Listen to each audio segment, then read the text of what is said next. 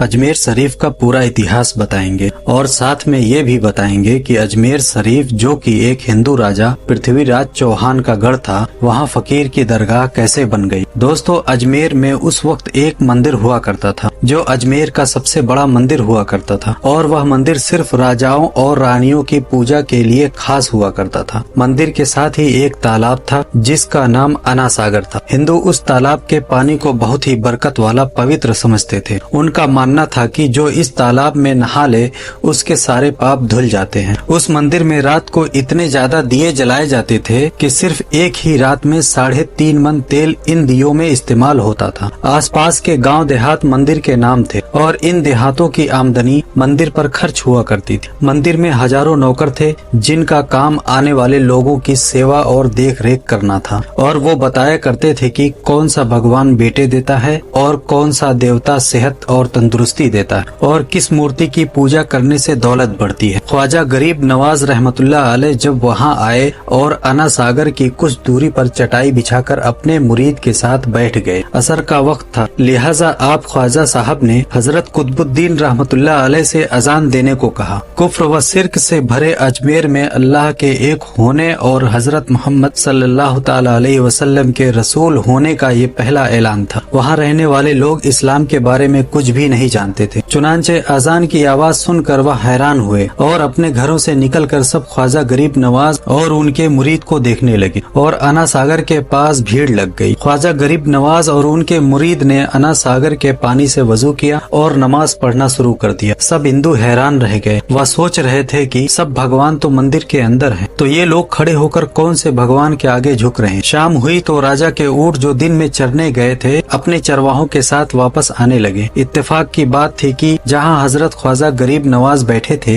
ये जगह राजा के ऊँटों की बैठने की जगह। चरवाहों ने बाबा साहब से कहा कि बाबा साहब यहाँ से चलिए क्योंकि यह जगह राजा के ऊँटों के बैठने की जगह है। ख्वाजा मोइनुद्दीन साहब ने फरमाया, इतना मैदान खाली पड़ा है, ऊँट तो कहीं भी बैठ जाएंगे, क्यों बेवजह हमें तंग कर रहे हो। यह लोग नहीं माने और मुसल्ला उठाकर इधर उधर करने लगे और ख्वाजा साहब से बदतमीजी करने लगे और उन लोगों ने आखिरकार बहुत ही बदतमीजी से कहा कि ये राजा के ऊँटों के बैठने की जगह है और इधर राजा के ऊँट ही बैठेंगे, तुम लोग कहीं और अपना मुसल्ला बिछा लो। आखिरकार आप ख्वाजा साहब ने उठते हुए हजरत कुतुबुद्दीन से फरमाया, उठो कुतुबुद्दीन, ये कह रहे हैं कि ये ऊँटों की बैठने की जगह है, तो चलो मैं कहता हूँ अब यहाँ सिर्फ ऊँट ही बैठेंगे। यह कहकर आप ख्वाजा साहब अपने साथियों समेत वहाँ से उठ गए और अगली सुबह जब ऊँटों को चराने के लिए ले जाने का वक्त आया और चरवाहों ने ऊँटों को उठाना चाहा तो उन्हें पता चला कि ऊँट उठ ही नहीं पा रहे हैं। उन्होंने ऊँटों को मार मार जबरदस्ती उठाना चाहा लेकिन वह बैठे ही रहे। चरवाहे परेशान हो गए कि जो ऊँट उनके एक इशारे पर उठ खड़े होते थे आज क्यों नहीं उठ रहे हैं। आखिरकार उन्हें याद आया कि कल उस बाबा ने कहा था कि चलो अब यहाँ ऊँट ही बैठे रहेंगे। लोग जमा होने शुरू हो गए। कोई कह रहा था कि फकीर कोई बड़ा जादूगर, किसी का मानना था कि यह कोई भगवान का नया अवतार है। बात राजा पृथ्वी चौहान तक जा पहुंची कि एक मुसाफिर फकीर ने राजा के ऊँटों पर जादू कर दिया है। राजा ने हजरत ख्वाजा मोइनुद्दीन चिश्ती को खबर भेजा कि तुम कैसे फकीर हो जो बेजुबानों को बांध रखा है, ये बेचारे भूख और प्यास से मर जाएंगे, इसलिए मेहरबानी करके अपना जादू वापस ले लो। ख्वाजा साहब ने फरमाया, हम मुसलमान हैं और मुसलमान बद्दुआ नहीं करते और न ही जादू करते। ऊँट जिसके हुक्म से बैठे थे उसी के हुक्म से खड़े हो जाएंगे। अब जो जाकर चरवाहों ने ऊँटों को उठाया तो ये पहली बार में खड़े हो गए। गैर मुस्लिम की दिलचस्पी इन मुसाफिरों में बढ़ने लगी। अब 5 वक्त की अजान होती और नमाज अदा की जाती। आखिरकार राजा तक ये बात पहुंच गई और उसकी शिकायत की गई कि राजा साहब, जो फकीर आए हैं सब के सब मुसलमान हैं, 5 वक्त अजान देते हैं और हमारे पवित्र तालाब में मुंह हाथ धोकर गंदा करते हैं, हमारे धर्म के खिलाफ बातें भी करते हैं और कहते हैं कि यह मूर्तियाँ पूजने के लायक नहीं, ये तो सिर्फ एक पत्थर है, इसीलिए इन्हें यहाँ से उठा लिया जाए। राजा पृथ्वी चौहान ने फकीरों को खबर भिजवाया कि तुम लोग गोश्त खाते हो और हमारे धर्म के खिलाफ बात करते हो और तो और हमारे पवित्र तालाब को अपने हाथ मुंह धोकर गंदे करते हो, जो हम कतई बर्दाश्त नहीं कर सकते, इसीलिए तुम्हारे लिए अच्छा होगा कि तुम यहाँ से चले जाओ। ख्वाजा साहब ने फरमाया, और भी तो दुनिया आती है, सिर्फ हमारे ही पानी लेने से आखिर क्या फर्क पड़ जाएगा। राजा कहने लगा, वह सब हमारे धर्म धर्म और हमारे मजहब के लोग हैं और तुम दूसरे धर्म के हो। आइंदा तुम लोगों ने तालाब को नापाक किया तो हम तुम लोगों पर सख्त कार्रवाई करेंगे। ख्वाजा साहब ने हजरत कुतुबुद्दीन रहमतुल्लाह अलैह से फरमाया, कुतुबुद्दीन शायद ये लोग आइंदा हमारे पानी लेने पर कोई परेशानी खड़ी करेंगे, जाओ एक मश्क पानी ले आओ। हजरत ख्वाजा कुतुबुद्दीन बख्तियार काकी ने फरमाया, चलिए हम अपना प्याला भर लेते हैं। उन लोगों ने उनको प्याला भरने से मना कर दिया, लेकिन फिर बाद में जाकर यह लोग इस शर्त पर मान गए, तुम्हारे पानी जिस्म से ना छुए तो हम यह प्याला तुमको भरने देंगे। मेरे दोस्त, हजरत ख्वाजा कुतुबुद्दीन रहमतुल्लाह अलैह तालाब पर जा बैठे और अपने प्यालों को पानी में डुबो दिया। जब वह प्याला भर गया, हजरत कुतुबुद्दीन रहमतुल्लाह अलैह ने वह प्याला ऊपर खींच लिया। लेकिन फिर क्या था, जब प्याला पानी से बाहर आया, अना सागर का सारा पानी सूख गया और अना सागर की तह में सूखी रेत उड़ने लगी। मानो ऐसा मालूम हो रहा था कि अना सागर उस छोटे से प्याले में समा गया। अना सागर को सूखना था कि पूरे अजमेर में कोहराम मच गया। मोहल्ले में चीख पुकार और आहों की आवाजें शुरू हो गई। वह लोग रो रहे थे और कह रहे थे कि जो पाप हम अना सागर में नहाकर धोते थे और पापों से छुटकारा पा लिया करते थे, अब हम पापों का बोझ कहाँ लिए फिरेंगे। सारे इलाके में यह खबर फैल गई कि मुसाफिर फकीर ने जादू के जोर पर अना सागर को सुखा दिया है। दोस्तों, जानते हैं आगे क्या होता है?